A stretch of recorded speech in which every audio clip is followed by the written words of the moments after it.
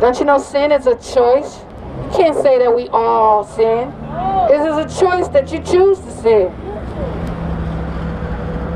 But Christ can give you the power over sin. Right now you don't have any power over sin. That's why you think that you can't stop sinning, because you can't, because you don't have any power. But when you get the Holy Spirit, you got some power to stop sinning.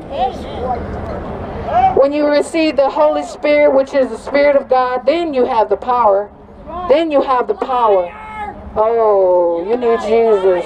Oh, you need Jesus. You need Jesus. There may be free speech. God bless you. The Holy Spirit. The Holy Ghost is right here. The Holy Spirit left because there were evil people here.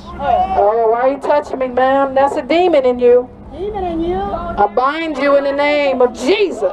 I bind you. Don't you dare touch me again. I just told you that Oh, God. God is saying repent. left because of the bad people here. The Holy Spirit is right here, right now. The kingdom of God is right here, right now. The kingdom of God.